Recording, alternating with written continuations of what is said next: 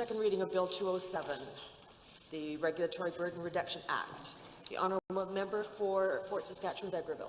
Thank you very much, Madam Speaker. I rise today to speak to Bill 207, the Regulatory Burden Reduction Act. As our government has made clear, Alberta businesses have a bigger economic impact than businesses anywhere in this country.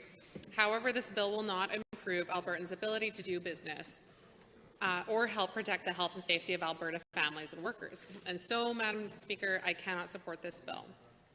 We know that we have the best Alberta businesses in this country, and that's why we're listening to them to make sure that Alberta continues to be the best place to do business. I'm proud of the work that our government has been doing to ensure that we create a more resilient and diversified economy. Our government is committed to working with businesses to make it actually easier for them to create jobs and get Albertans back to work, which is why we have done things like creating a Department of Economic Development and Trade. It acts, Madam Speaker, as a one-stop shop that breaks down barriers and silos that existed under the previous government. As part of Phase 1 of the agency's boards and commissions review, we have also done amalgamation of 11 agencies, boards and commissions, and dissolved 15 more, creating efficiencies and saving $33 million over the next 3 years. And also, as part of that review, we have created a single, nimble Alberta Innovates to ensure our research and innovation system is more agile and helps ensure that every research dollar is wisely invested. One of those examples are within my constituency of Fort Saskatchewan, Vegreville, where we have the Vegreville location of Alberta Innovates, which I'm quite proud to represent. We understand that the role businesses play in the province's long-term economic outlook while enhancing Albertans' quality of life and making life affordable for Alberta communities and families, which is why our government is committed to working with businesses to actually make it easier for them to create jobs and get Albertans back to work. I'm proud of the work that the government has done to make sure that good jobs also stay in Alberta. In fact, some of Canada's most respected economic forecasts from our experts have been forecasting that our province will lead the country in economic growth for the next 2 years. This summer, RBC had pegged GDP growth at 4.2% this year, which is far higher than Alberta's average growth rate over the last 10 years, roughly, between 2005 and 2015, of only 2.6%. The reports have also cited our historic infrastructure build as being part of the reason why we have continued to maintain jobs and increase investor confidence. That has also come with the approval of 2 pipelines as contributing factors to our economic recovery. Albertans have no control, Madam Speaker, over world oil prices, but strategic investments from government and industry have helped cushion the blow and stimulate growth in our province. This year, we saw 49,000 more jobs in our province this summer than in summer of last year in 2016, and we continue to have the highest employment rate in the country and the highest weekly earnings.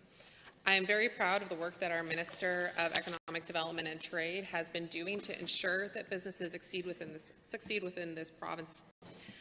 The CFIB presented our Honourable Minister of Economic and Trade and Development with the with the Golden Scissor Award. It was to recognize the work that had been done on the Canadian Free Trade Agreement, which also was quoted as helping eradicate red tape on Canada's small businesses. So as noted by the CFIB, the Canadian Free Trade Agreement was a major step towards resolving often conflicting rules and regulations across provinces. And so I want to thank the Honourable Minister of Economic Development and Trade for having the backs of Albertan businesses and ensuring that they have the best landscape to succeed. We also know that regulations do play an incredibly important role in protecting health and safety of Alberta families and workers.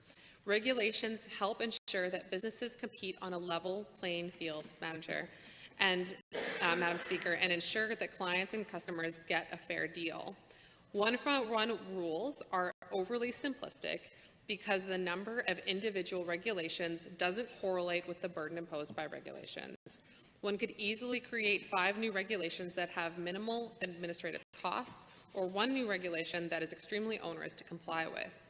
The bill proposed by the Honourable Member, it doesn't specifically address the the specificity that is needed when we look at each regulation that we have in the province.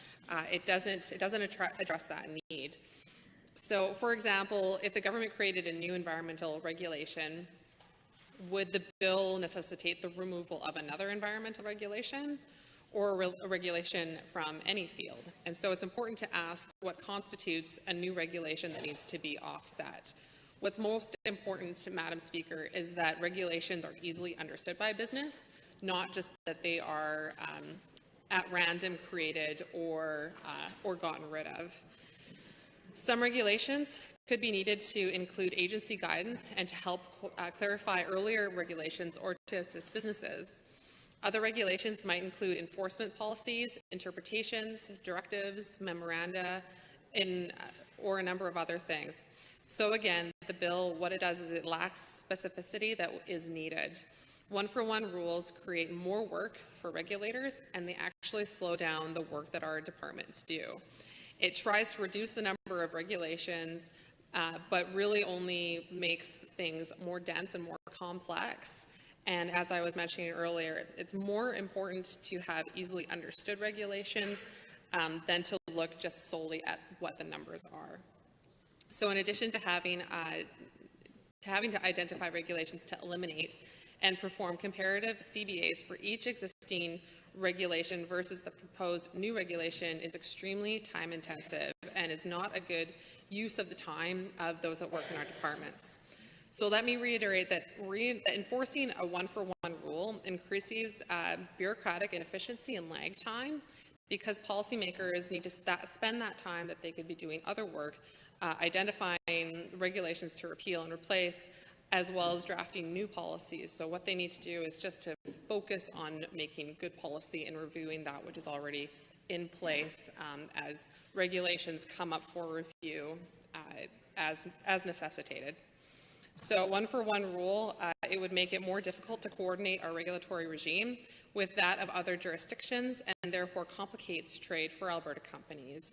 And now is a time really when Alberta companies are concentrating on how they expand their exports, not to make it more difficult on our companies that are trying to do that work.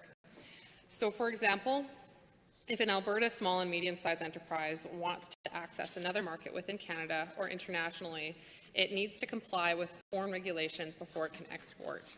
So this is one of the reasons why streamlining Alberta regulations with other jurisdictions simplifies this process for businesses. A one-for-one rule would hamper the ability of public agencies to create regulations. So I want to make it absolutely clear that reducing regulations, whether they're environmental, financial, or otherwise, can expose the public and the environment to risk. And our government remains committed to mitigating public risk and having a strong oversight system in place. So while we understand that regulations and bureaucracy might be frustrating at some times, they exist to protect the public, to protect workers, to protect the environment, and really to protect business from unnecessary risk. And so, Madam Speaker, while I cannot support this bill, if the opposition has examples of existing regulations that they believe should be removed, I know that I could work with the Minister of Economic Development and Trade to address those on an